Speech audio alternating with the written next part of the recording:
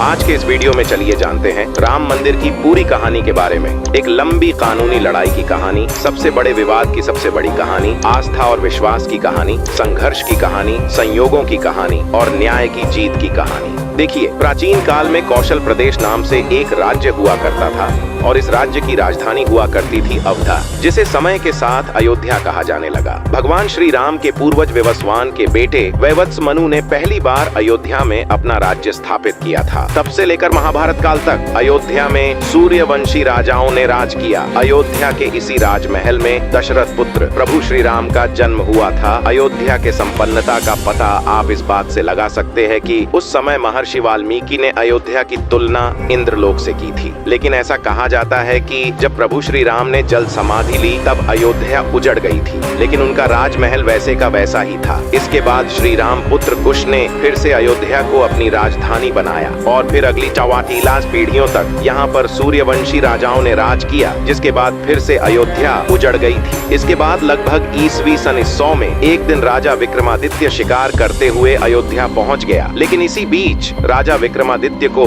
अयोध्या में किसी दैवी शक्ति का एहसास हुआ। जब उसने जांच की तो पता चला कि अयोध्या में श्री राम रहते थे। इसी वजह से राजा विक्रमादित्य ने अयोध्या में प्रभु श्री राम का एक मंदिर बनाया था, जिसे आज हम राम जन्मभूमि कहते हैं। इसके बाद ये मंदिर कई सालों तक भारत का एक महत्वपूर्ण श्रद्धा स्थान बनकर रहा था। 14वीं सदी में सिकंदर लोदी के काल में भी ये मंदिर जैसा का तैसा ही खड़ा था। लेकिन इसी बीच जब मुगलों ने भारत पर आक्रमण किया तो उस दौरान कई हिंदू मंदिरों को तोड़ा गया, जिसमें से एक राम मंदिर भी था। साल 1528 में मुगल बादशाह बाबर के सिपह सालार मीर बाकी ने अयोध्या के राम मंदिर को तोड़कर वहां एक मस्जिद का निर्माण किया, जिसका नाम बाबरी मस्जिद रखा गया था। इसके बाद अगले 250 सालों तक इस मंदिर के ऊपर बनी मस्जिद पर मुगलों ने राज किया था। लेकिन 17वीं सदी तक आते आते जब मुगलों का साम्राज्य खत्म हुआ तब हिंदू लोगों ने इस मंदिर पर पहली बार अपना दावा करना शुरू किया था। लेकिन उस वक्त किसी न किसी तरह से उन्हें नजरअंदाज किया गया।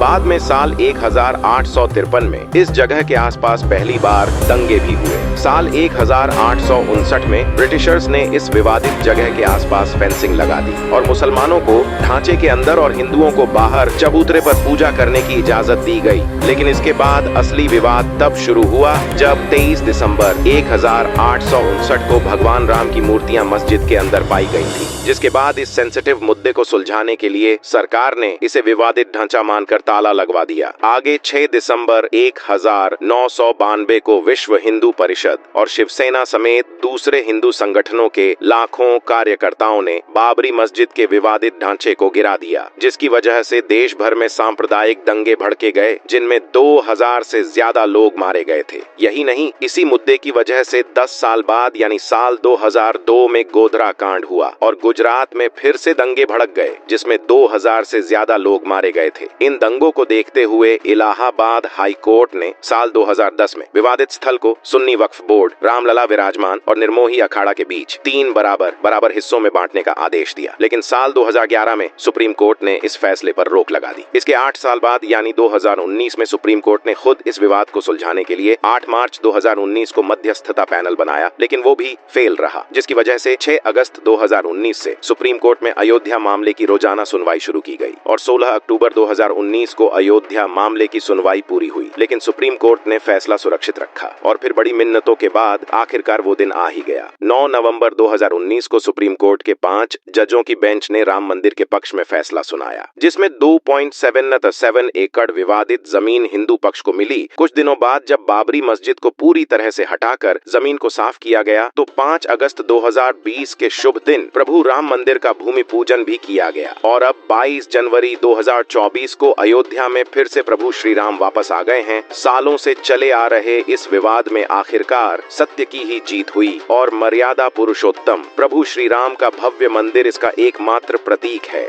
जय श्री राम।